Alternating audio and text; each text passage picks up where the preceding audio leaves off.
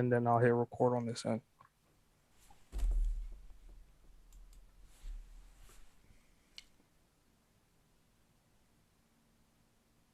Just pending for it to go live, and then I'll hit record on this end. All right, hit record. All right. Welcome back to Boss Uncaged podcast. This particular episode is going to be a very interesting episode. Marvin and I were talking offline, and I was saying usually, we talk to startups, we talk to people that are abundant in their entrepreneurial endeavors and their growing opportunities and growing businesses.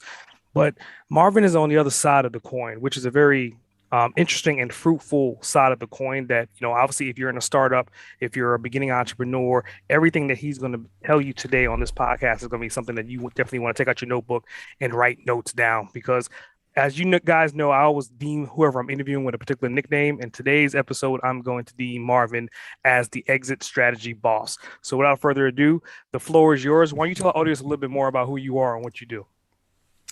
Well, I appreciate it. Thanks a lot for having me on. Yeah, I have worked with entrepreneurs now for several decades, and I started out, as probably most of your audience, as a startup. I got my degree in accounting and went to work for a large national accounting firm and decided very early on that that wasn't going to be the path that I would pursue long term. It was a good foundation.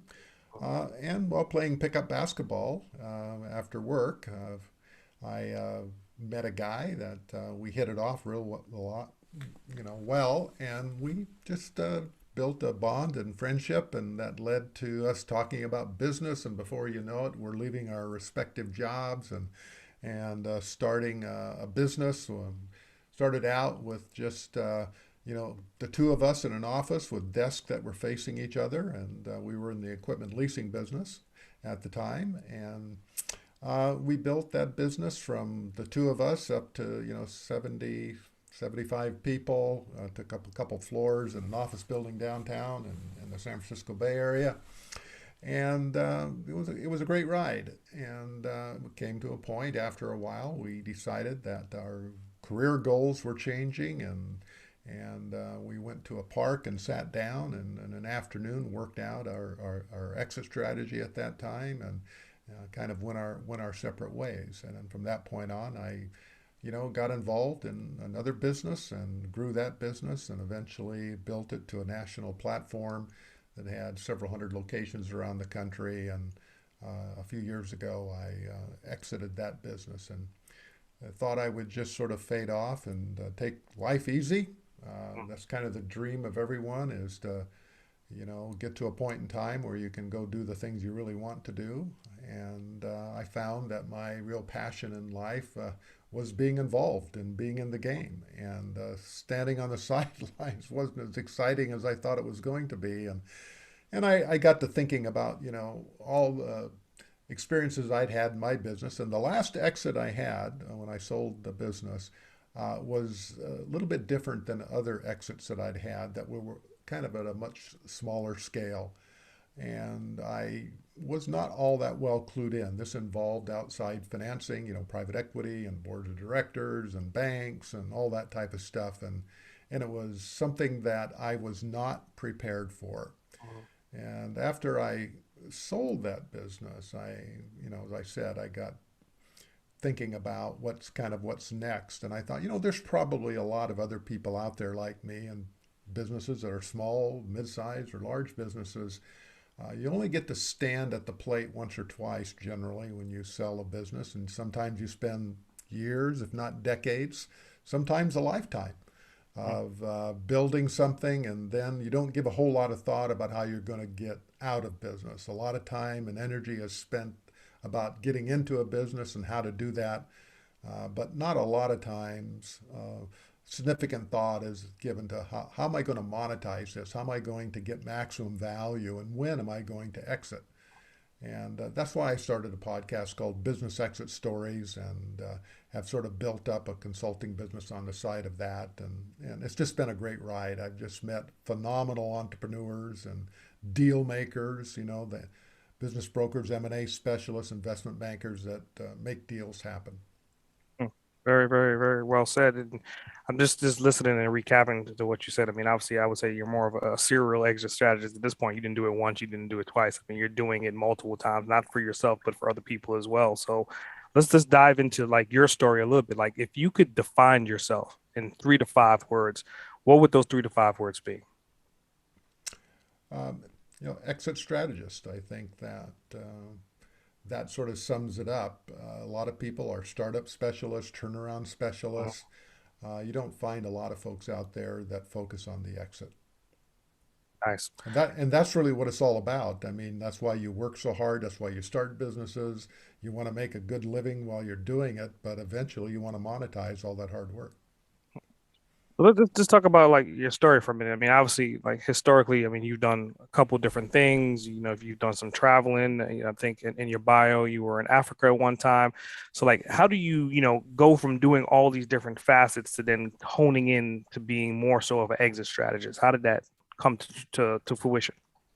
Well, that was kind of, just stumbling into it. That wasn't a career goal. That isn't what I planned on doing.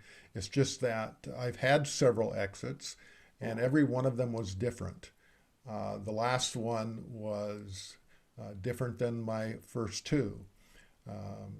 Every time I got involved and sold a business, it was kind of the next step up. And so I've sold businesses that had a handful of employees and some that had a lot of employees. And the experience is just different. And so how I got into it, it was because I started to gain an appreciation for the skill of being able to exit profitably and successfully. There's an interesting statistic, that is thrown around a lot out there. Maybe some of your audience has heard that, startups that are in business 5 years after they launch, 80, 85, 90% of them don't succeed. Well, there's an interesting statistic that you don't hear too much about, and that is for all the businesses out there that are listed for sale, over 80% of them don't sell. That means they go out of business, they close up shop, they, business, the owners walk away because they haven't been able, they aren't able to make that last lap and turn what they've worked in and sell it. And it's all avoidable, quite frankly. It's all, you don't, that doesn't have to be your legacy. To have to, liquidate a business or sell it for less than value. And those that do sell, a great majority of those that do sell for less than the anticipated exit and sales price. An owner believes that, an entrepreneur, that they have worked hard and that hard work should translate into value. Well, the marketplace doesn't really value hard work necessarily. They value metrics. What is the business worth? What is the free cash flow? What is your gross margins? Those are the things, the value that the market values. And you can have a phenomenal business, you can make a good living at it, but when it comes time to exit, if you haven't done the right things, then the person on the other side of the table looking at your business doesn't see the value you put into the business because you are lost in the forest. You don't see the trees.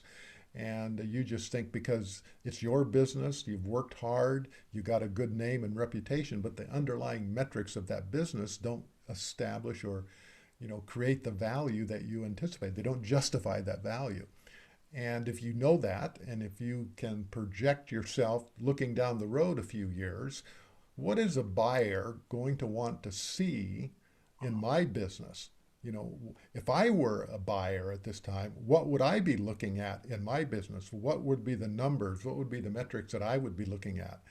It's almost dumbfounding to me that people that are bright, they're hardworking, they've spent decades building up a business, they don't take hardly any time to ask those fundamental questions of what a buyer is going to be looking at a few years down the road when they believe it's giving time to exit. And quite frankly, the problem is that most exits, most people get their business on the market because of an external event.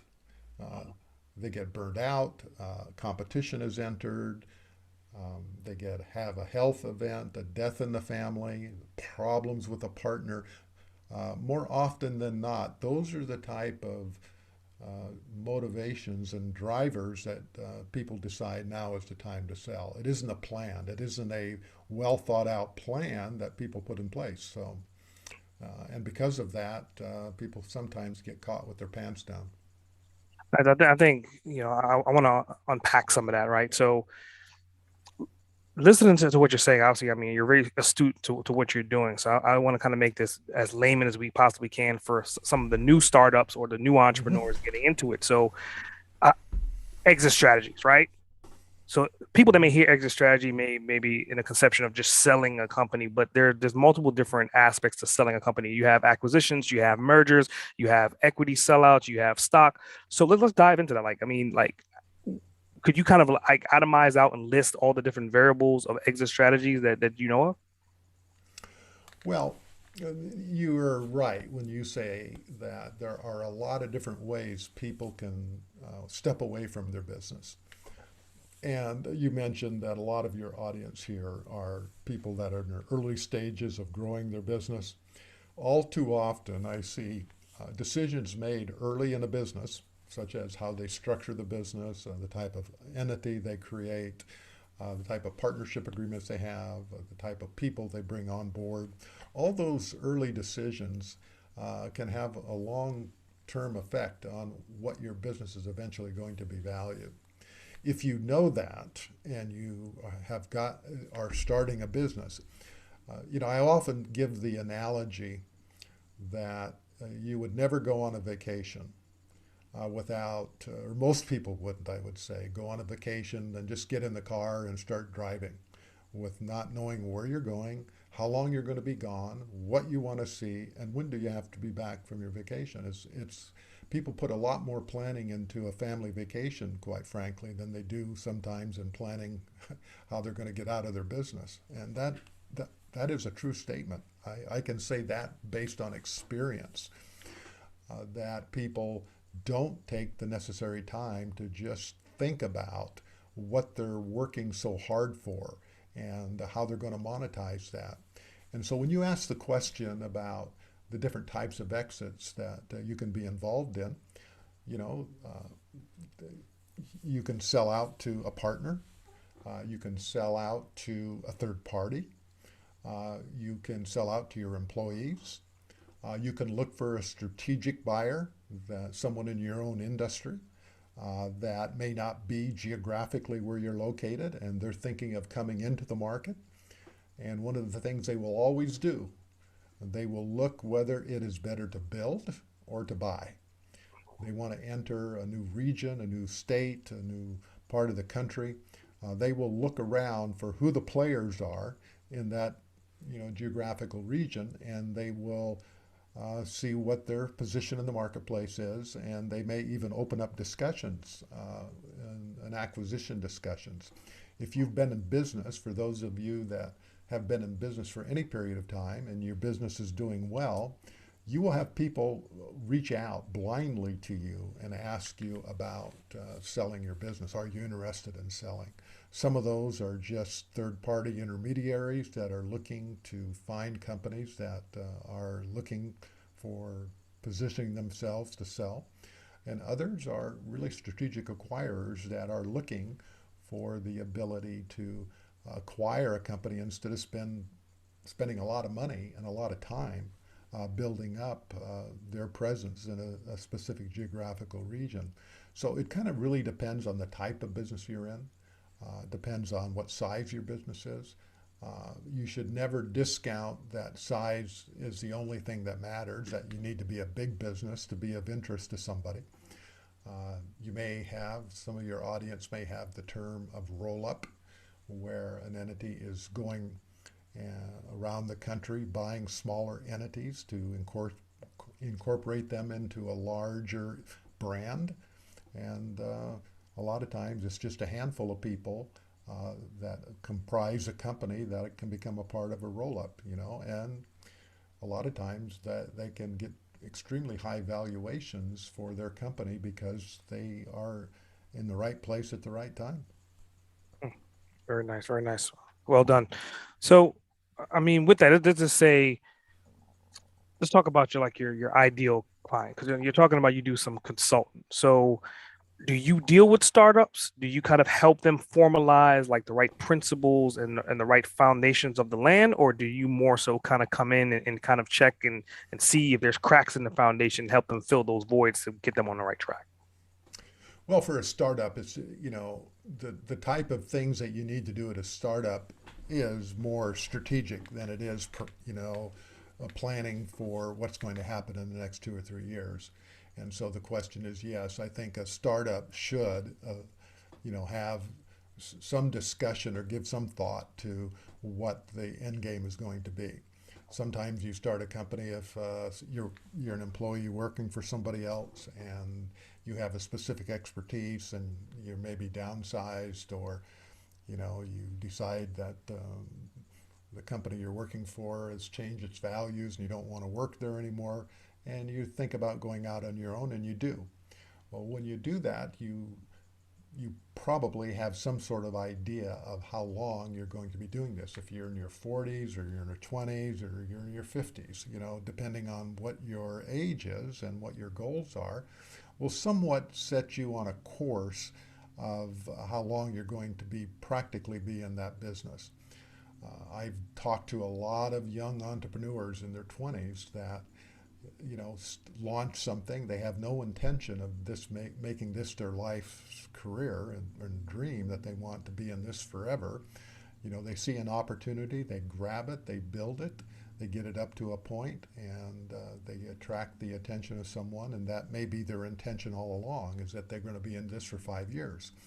And so I think if your audience out there is looking at where they're at in their business, they've been in the business a few years, or maybe even thinking of just getting into business, you know, to have a good practical discussion with someone about setting a plan in place of what really is your specific goals and what you want to achieve. And it really depends on a number of factors, the least of which is your age and how long you plan on being in this business. You know, I talk to people that in their 20s that have a very specific plan. They don't want to be in this business any more than 5 to 7 years, and they want to move on and do something else.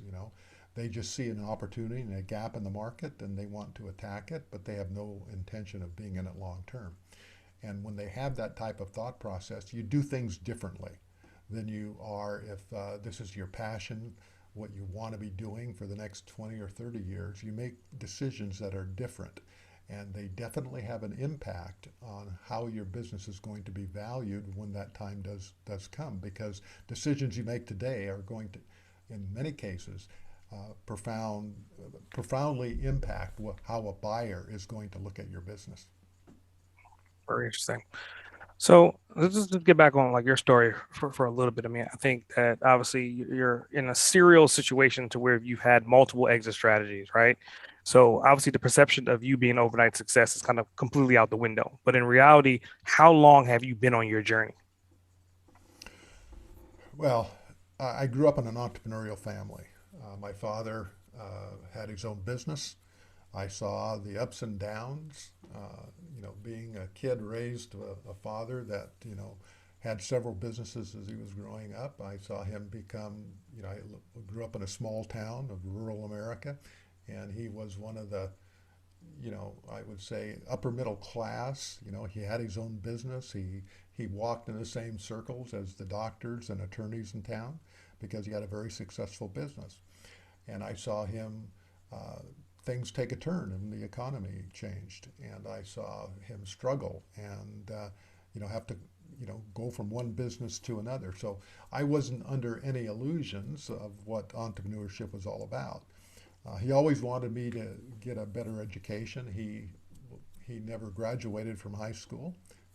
He was raised on a ranch, and when his father passed away, they had to sell the ranch, and he moved into town. And he went to work as a mechanic because on a ranch, you fix everything. He was in the middle of nowhere. His ranch was, you know, 75 miles from the nearest town, and so they came in. It was amazing because when I visited the family farm and family ranch, later in my, adulthood, after I'd left home, I had a chance to go back and go out and look at the ranch, and they would literally uh, go to town, get stock up on supplies in October, September, October, and they didn't come back to town until the next spring. And they were stuck. If something broke, if you got sick, you were there. There was no way you were getting out of there. And so that's the type of era that my father grew up in. And so when I looked at his being a entrepreneur, and he wanted me to get a better education, as I said, and so I did. I went and got an education, but the lure of doing my own thing and seeing the success my father had at various points in his life, uh, it was kind of something that you have that itch for, and that's why I was receptive when we got to talking about doing our own thing with my basketball partner. That's what drew me back into doing becoming an entrepreneur, doing my own thing. And I think a lot of your audience probably has similar type of yearnings or personality profiles that they find it difficult to work for somebody else. And I didn't really find it difficult to work for somebody else. I just had that, earning yearning, and so that's why I started my own business. Nice, nice. So, with the opportunity, this is say on a fiction level, if time travel was possible and you can go back in time and whisper something in your ears at any given time throughout your life, what would you whisper to yourself to kind of change the outcome that you currently have, or maybe go on a different path? That's an interesting question, and I think it's a good question for folks to ask. At my point in my career, I'm kind of at the tail end of my career. A lot of your audience probably at the beginning of their career, but at the tail end of my career, if I could go back and make and whisper something, do something differently, I would have been more thoughtful on decisions I was making that had long-term implications. A lot of times I didn't think through decisions as well as you should have. I think right now, if I would tell any entrepreneur out there, is that take a day or two to think about your decisions and think about the worst case scenario if it goes south. What does that mean? I by personality, I'm an optimist, and so I find it, I would say, somewhat tiresome or burdensome to kind of look at the other side, the negative Mhm. of how something is going to turn out, because sometimes you get uh, paralyzed in thinking about all the different scenarios, and you just don't make a decision. You just never get off of your tail and make a decision. I was just the opposite. I would see an opportunity and I would just jump in and do it. And probably unfortunately for me, uh, a lot of my early decisions that I made decisions in that manner turned out well, and sometimes spectacularly well, kind of like a home run. My first business, I mean, I can remember taking the elevator down at the end of the year when my partner and I had started the business. We had been in business 4 or 5 years, and we were just crushing it. We were killing it. And I can remember riding down the elevator on New Year's Eve, about 4 or 5 o'clock in the afternoon, on the 31st of December. And I looked at him and he looked at me and I said, should we just bag it? Should we just take our money and go home? Because we had a lot of money in the bank. I mean, 7 figures in the bank. And, uh, and we looked at each other and smiled and said, nah, this is too much fun, you know. And we went from riding the crest of that wave when the economy turned. We thought we were pretty smart. We just happened to be the right place at the right time. It's kind of like for those surfers out there, when you catch a wave, you see the wave coming, you have your surfboard, you paddle and you get up, you stand up and you ride that wave until you Mhm. ride it to the beach. And we were riding that wave. Unfortunately, the wave was the economy. And we had our surfboards and we're smart enough to stand up. But when the economy took a downturn, uh, things beyond our control, uh, it was a different world. We thought we created the wave, and we tried to recreate the wave again, and we tried to reinvent ourselves, and it didn't work out so well the second time. We weren't very good at creating the wave ourselves, Mm. and it took a long time for us to, you know, figure out what we needed to do in the new world, in the new economy, but we eventually did figure it out. But if we would have taken, in some of the decisions we had made, if I had taken an extra day or two and said to myself, okay, if we make this decision, what's the worst thing that could happen to us? Mhm. And I never thought like that. I never thought about the worst thing that could happen. We just did it. And sometimes that works out great. Uh, Sometimes it doesn't. And some of the decisions if I were to make those decisions today and ask that question, what would be the worst thing that could happen? I would have made different decisions. So for those out there, I think if I had any advice to offer, it would be take a day or two to think about some of your more major decisions and ask yourself, what's the worst thing that could happen? And if the worst thing Mm. can happen, maybe pretty drastic, but you're willing to take that risk, then do it. But sometimes I probably wouldn't have took that risk if I had thought through my decision. I would have probably taken a less risky course and probably been have achieved as much success, but would have protected my downsides somewhat. Nice. Nice. I think that's a very, very interesting answer because I mean, in reality, in today's world, people are taught to make quick decisions, right? Don't hesitate on decisions, don't hesitate on opportunities, make the decision and then deal with the repercussions afterwards. So, I mean, 2020 is hindsight, but what you're saying is like, make quick decisions, but stop at least for a second to think about the process of decision before you just sign on the dotted I line, think you which put is it very definitely. well. I am all for making decisive decisions. I think that's one of the characteristics of real successful entrepreneurs.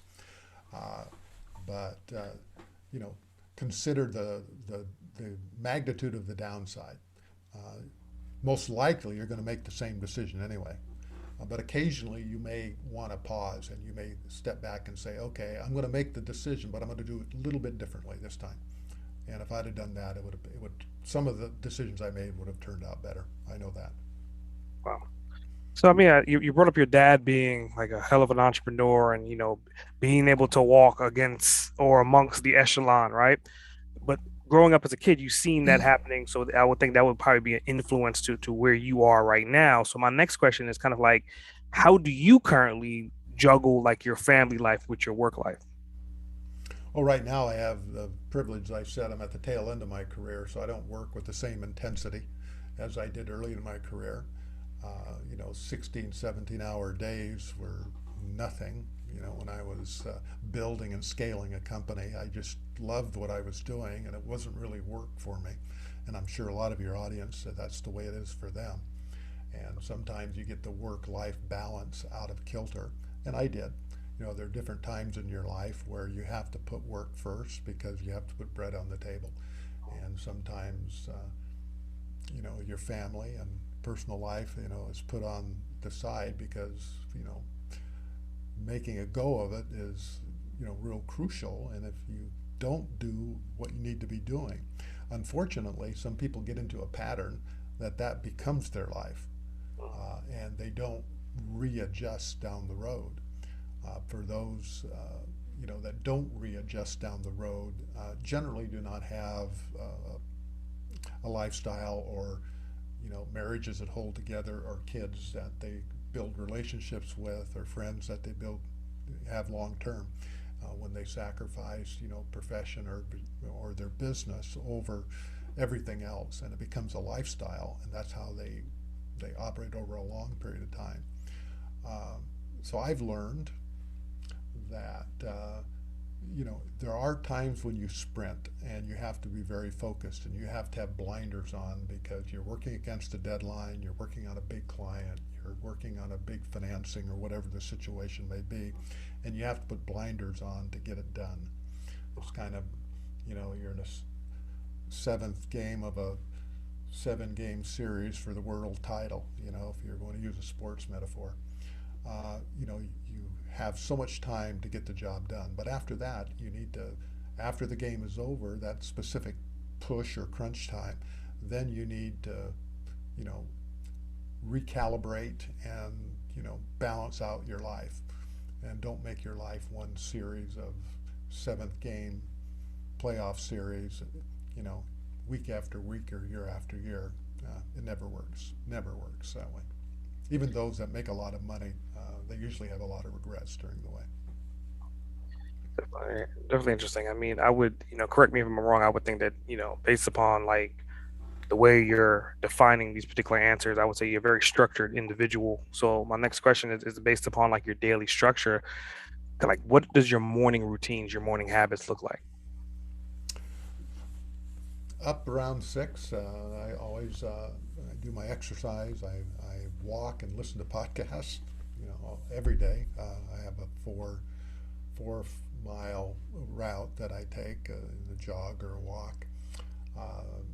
Then midday around lunchtime, I have another set of routine of exercises. I've learned that the stress level is tremendously reduced. Uh, my father passed away of a heart attack. His brothers passed away of a heart attack. I didn't know my mother growing up, and I met her later in life. When I was 22 years old, I met her for the first time. And in my early discussions with her, I asked her, "Tell me a little bit about her side of the family."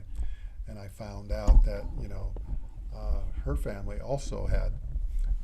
She was the youngest of 11 children, and 9 of her brothers and sisters, her siblings, had had heart issues, and she did too. And so at the early 20s, I became very dialed in to my cardiovascular health. So I watch it like a hawk. And so I'm always doing things.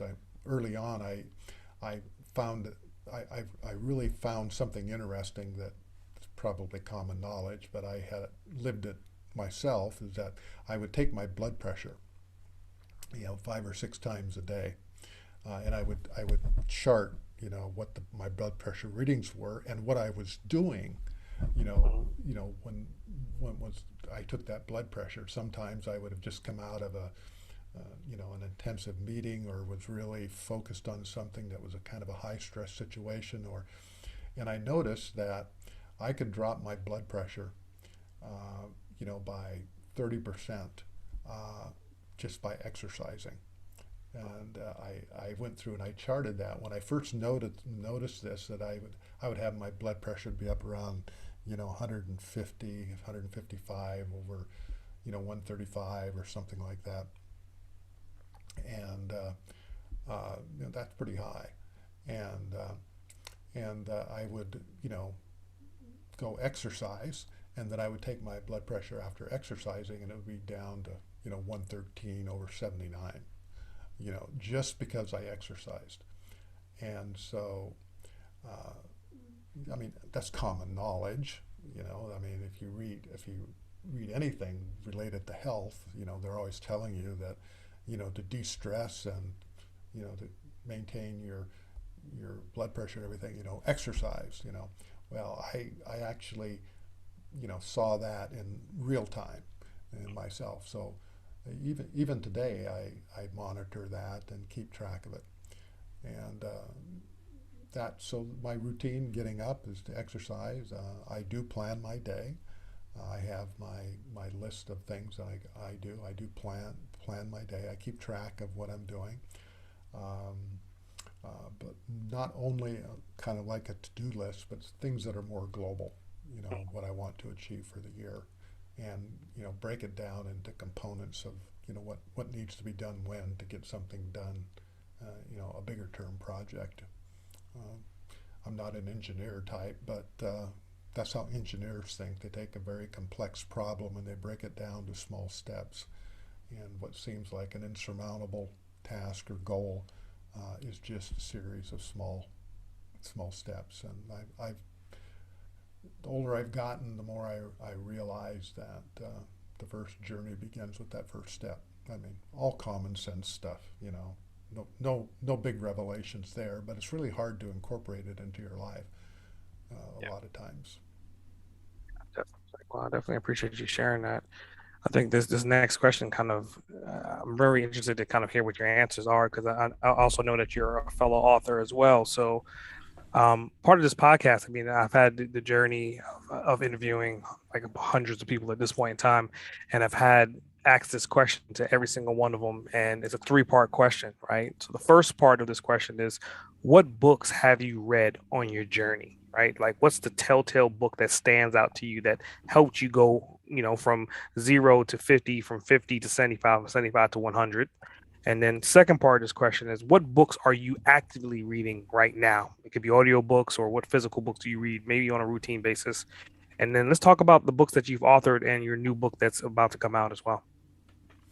Well, the book that probably I've really enjoyed or reading a number of years ago that really crystallized a lot of the things of my core beliefs is The Startup of You, and it's by Reid Hoffman, the guy that started LinkedIn.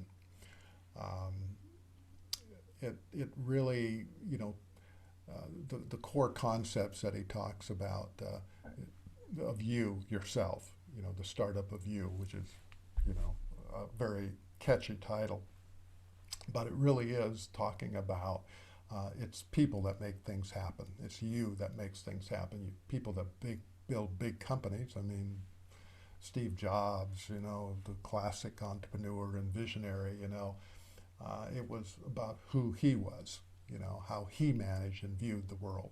And if those of you hadn't read that, just I think it's worth a pickup. It's been around for a number of years, but that's probably a book that really had crystallized a lot of the thoughts that I had into a kind of a format that I really embraced. Uh, what I'm reading right now, actually, I'm about two-thirds of the way through it. It's a book called The Premonition, and it's about the pandemic, actually. And the um, it's in the other room. I'm trying to think of the author, but it's The Premonition. He's written a number of books that are national bestsellers, and I'm sure this one will be. It just came out a month or so ago, and it's about the trail of the people behind the national pandemic strategy or lack thereof, and how politics plays such a big role in what does and does not get done. What's been amazing to me in reading this book is how political everything is, and how people say they follow the science, but they really follow the politics versus the science. And it's it's just been an interesting read. So that's what I'm reading right now. Nice. Let's talk about And your books. well, I'm doing this podcast called the Business Exit Stories podcast, where I interview deal makers. That's kind of how got me started. After I got bored not being involved and being in the game, I decided to do this podcast, Business Exit Stories. And I originally started out, I was going to interview entrepreneurs that sold their business, but I quickly figured out that was going to be an uphill climb because every entrepreneur I talked to thought their business exit was the business exit that was going to end all business exits. It was the greatest exit on the planet, which they weren't all that interesting, quite frankly. And but then I had this kind of aha moment where I thought, why am I not talking to the deal makers, the people that do this day in and day out, the M&A specialists, the investment bankers, the transaction attorneys, etc. And they have a lot of stories to draw on. And so that's what I started doing. I shifted the focus of the podcast where every podcast is about four transactions that these professionals, these experts, bring to the table, and they talk about the takeaways. They talk about um, their good, bad, and ugly exit stories. And there have been some really ugly ones, let me tell you. businesses selling, being worth $5 million to 1 year, and the next year they closed, and just a matter of timing. And real sad stories where entire families' legacy and ability to provide for themselves just disappears because of bad decisions, and real heartbreaking stories. And so I started doing this podcast, and I started getting from the audience that's listening to it, I started getting a lot of feedback. What do I do next? And so I started thinking about the process, and so I started writing a book, and I developed, kind of a methodology, putting in kind of the big concepts, the things that you really need to do. There's a lot of things you can do, but kind of the checklist of things that you can do. And I coined an acronym, parachute, and the book will come out early next year. It'll be called Pack Your Parachute. How to plot your successful business exit and double the value of your business. And so that's a little bit about the book that I'm writing right now, and it's just kind of the history of my experience and the tales of stories and case studies, and the takeaways from those case studies. It'll be a really interesting read.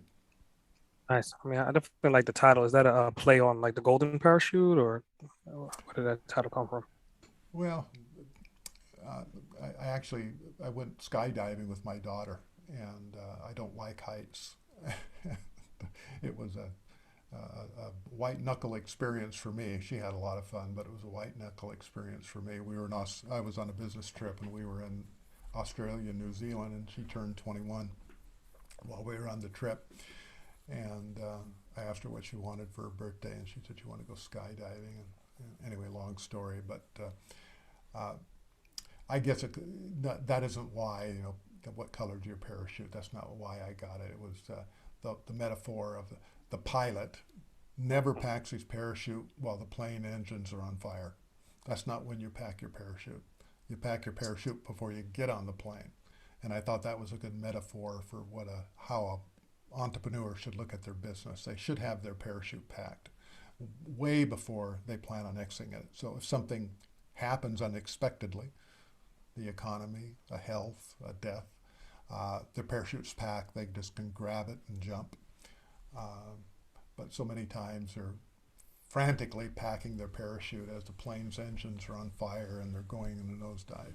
That's what happens a lot of times. Got it. Got it. So, I mean, I think you alluded to indirectly about a conversation about legacy. So, like, our next question is, I mean, obviously, you're really big into exit strategies. And so, what is your 20-year exit strategy from now? Where do you see like your business, and your legacy 20 years from now? Well, I'm passionate about what I do because, especially since now I'm doing this podcast, because I've like you, I've now heard hundreds of stories. Really, the home runs, the doubles, and the strikeouts. And it just breaks my heart to see an entrepreneur who has spent decades, if not a lifetime, working hard, sacrificing family time and social life and everything else to build his business, and then, as I've mentioned before, uh, take that final time at the plate and strike out. And it's just all so unnecessary. So my real passion and my legacy I'd like to leave is I'd just like to help entrepreneurs from making the big mistakes when it comes to thinking about stepping away from their business. Uh, I can tell you probably 99% of the time, the big mistakes are avoidable. Virtually 100% of the time, they're avoidable. They don't be, they be, they don't become avoidable when you don't think about it and you don't do the right things. And then it becomes almost a fait accompli. You don't do the right things, there's going to be consequences to that lack of action. And it's just heartbreaking. I mean, I've just, it just, I mean, really tragic stories of people, how they lost it all. And it, that's what I'd like to leave as a legacy is to have help people uh, avoid the unnecessary and to uh, live the dream that they want to live. Most entrepreneurs can live the dream that they envision if they plan it properly. Great thing. So, with that, I think you're delivering so much value in this particular episode. What would I think a good question would be like, what's the top three things that any startup entrepreneur, business owner should be keen and aware of going into, not even thinking about knowing even the existence of an exit strategy? Well, as trite as this seems, they should plan. I mean, if you really think about it, there's only a handful of things that can happen to a business, really four. One is that you could live forever, which is not likely. Um, you can go out of business, go bankrupt, which you don't want to do. You can sell to a business partner or a family member internally, or you find a third party to buy your business. There are no other options. You know, you, those are the four options that you really have, and three of them are realistic. And so you don't want to have the option of going out of business. And as I said, the statistic I gave you earlier is that if you go and look at all the businesses out there that are listed for sale, either privately or through a third-party intermediary such as a broker or an M&A specialist, 8 out of 10 don't get sold. That means they end up continuing to run it or they go out of business. Liquidation, voluntarily or involuntarily. And you don't want that to be your legacy. You don't want that to be the result of years, if not decades, of hard work. And it's all avoidable. And so that is really what, you know, people should think about is if you're running a business right now, those that are listening to this interview here, this podcast, ask yourself the question right now, how am I going to get out of my business? What's the end game? When and who am I going to sell for? Who would be the ideal buyer for my business? If you can't have good answers to those questions, then you need to do something about it. You may be selling in 5 years or 10 years from now, but those are the questions that you need to start asking now, because if you don't position yourself properly, uh, it's kind of like turning the Titanic. You can't turn on a dime 6 months before you're going to sell your business. There's too many things that you need to do that take time. Interesting. I think with that, going into like final words of wisdom, right? So, what would be your final words of wisdom to an entrepreneur, a business owner, or even a startup, right? Like, what would you tell someone to kind of continue to have them focus on what they're now? Because a lot of times, startups and entrepreneurs, they're focused on the issues at hand. They're not thinking about exit strategies. So, what would you tell someone to itemize out to understand the principles that you're educating us on right now today? Well, I think you hit the nail right on the head. Is that most entrepreneurs have their nose to the grindstone. They don't have time to stick up their head and look down the road. They're too busy taking care of business today and putting out fires. And therein lies the problem.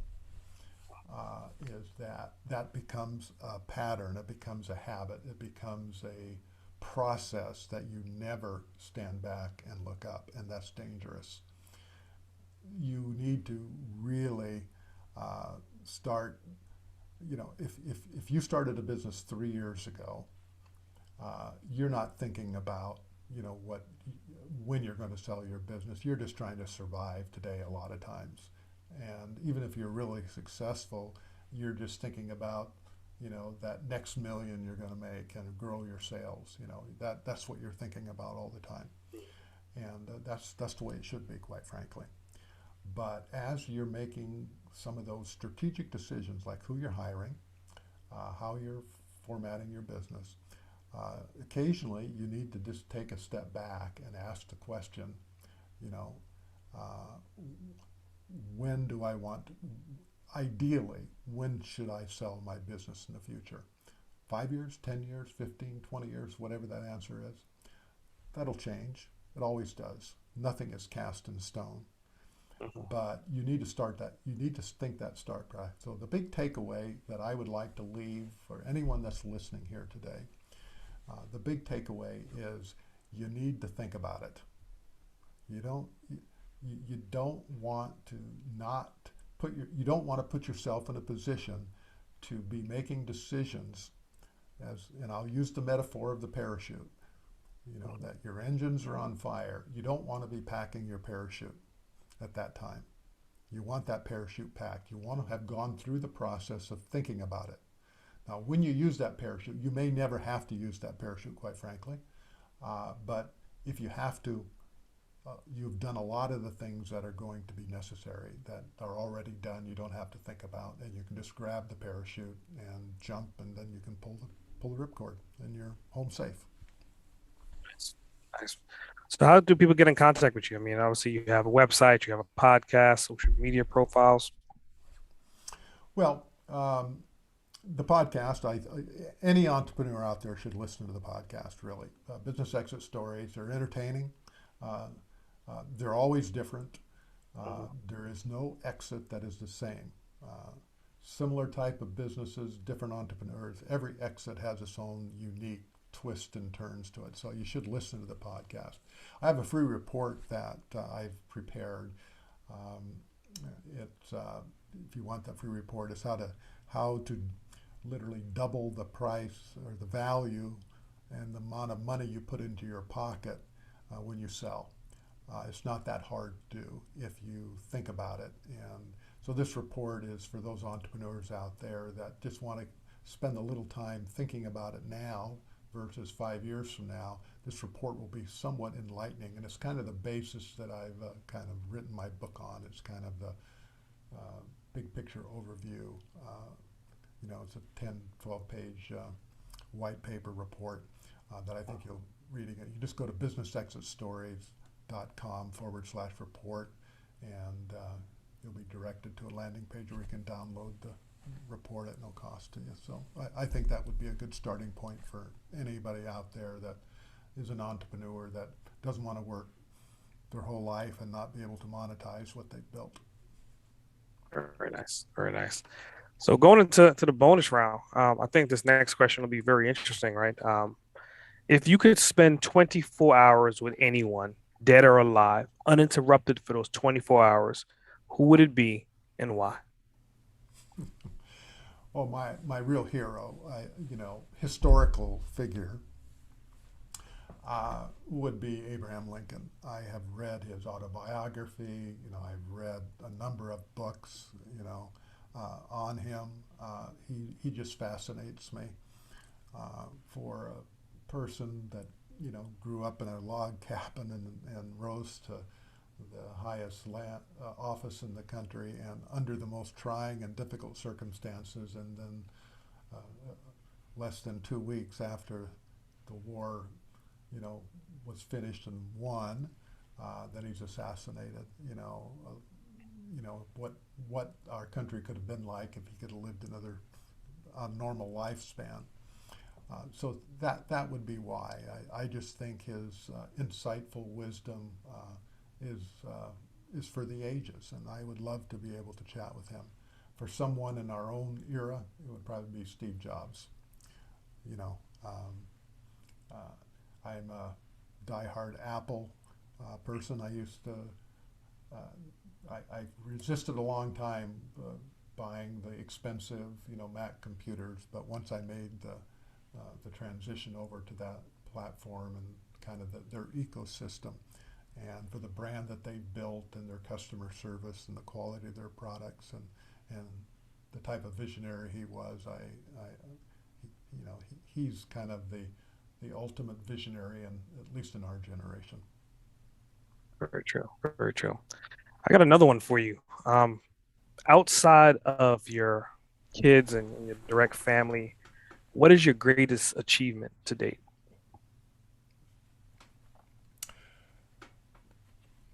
Well, I think my greatest achievement, I think, is having learned through the school of hard knocks of what to do and not to do when it comes to, I'll restrict my comments to exiting a business because there's a lot of people out there that talk about how to build a business, how to market a business, how to start a business, how to do this with the business, how to do that with the business. And relatively few, there are some folks out there, but relatively few talk about how to monetize all that hard work. Mhm. And so, what I think has been my most successful or accomplishment is getting to a point in my career that I've learned by experience, not only practical, but where I have stumbled and fallen flat face first on the pavement, and then been able to get back up and position a company that I have a lot of people working for me and to exit successfully. And I could have done it better. And now that I know that I could have done it better, I want to share what I could have done better with everybody else, so they don't have to go through the same stupid mistakes that I made. And some of them were really stupid, by the way. Interesting. So going into close of the podcast, I mean, I always like to give whoever I'm interviewing an opportunity to become the host of my show. And since you're a fellow podcaster, this will be highly easy for you. So the microphone is yours, the show is yours. And do you have any questions that you would like to ask me? Well, tell me a little bit about your journey. What's the one thing that you've learned during this podcast that was kind of an aha moment for you? We're talking about just from the podcast era, I would say, I've recently realize like the real power of the ingenuity of podcasting. It's not just leveraging it for marketing.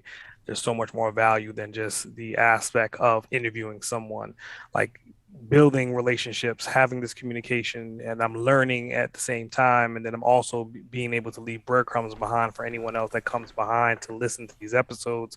It becomes more of an ecosystem of a wealth of information that way once I'm dead and gone, someone else can take up where I left off, or at least listen to the words of insight that you and I did today and take heed and take some action on at least 1% of what we're saying. And, you know, dead and gone, 20 years down the road, Mhm. 50 years down the road, seeing someone be like, that was a really insightful episode. And I took action and I got results from it. I noticed that you broadcast live on YouTube. Do you find this as good as or better than the recorded and posted later episodes? So I'm more of a strategist. So for my first year, everything was recorded and edited. Going into my second year podcasting, closing it out, going into the third year now, I was just at that point now. I'm like, how do I evaluate and give more? So obviously, I've had a lot of requests for video, and I've been putting video clips out here and there, but just the way technology is going, I just want to make sure that I am still current, but at the same time, I'm still giving a lots of value. And in addition to that, I've recorded so many episodes on a weekly basis. It got to the point to where I was backlogged, and I'm still backlogged for my like audio podcast. So I think we're on episode 70 something, but we've recorded almost 200 episodes. So Mhm. the only way I can equal out both of these plays is I can still keep my regular audio schedule, and then I can do Facebook Lives, I can do YouTube Lives, and kind of get this episode live out there. But then the recorded one will come out later on. So it kind of gives you a duality in marketing strategy as well. One is video and one is audio, a lot cleaner later on. Oh, that's interesting. Well, it's been delightful to be here with you. I've appreciated the time to share my thoughts with your audience. I do know that if you have entrepreneurs out there that want to, monetize all their hard work, they should at least give 10 minutes of thought of eventually, someday, somehow, they're going to step away from their business. And when they do that, they'll be a lot better off if they thought about the process first. Yeah, and I definitely appreciate that. Because I mean, it's one of those things. Again, everyone is so eager and motivated and hungry to first leave corporate America and then start their entrepreneurial journey, and then in that entrepreneurial journey grow into a business, then have that business potentially give them cash flow. But to your point, the period at the end of the sentence is always like, how are you going to exit out? I mean, eventually either you're going to die or the company could be sold or you'll get tired. But what is that process? What's that plan? And again, I think everyone that I've spoken to, like completely, if I recap all my episodes, we're always eager and ambitious to grow. But what do we do once we grow this monster? That's right. That's where the focus should be, and there's nothing wrong with that. In fact, there's an entrepreneur on the planet that isn't eager to become more successful and grow their business, or they wouldn't be an entrepreneur. But at some point in time, they should want to monetize it and to optimize that monetization. You know, you may be able to exit, but you may not exit at the optimal value, and it's not that hard. It's like Mhm. anything else. It's not that hard if you take some time to lay out the strategy in advance. As I said, pack that parachute now. Have it ready to go when you're going to need it. Makes perfect sense to me. Well, I definitely appreciate your time and I definitely appreciate you being on the show today, Marvin. All right. Well, thanks. S.A. Grant, over and out.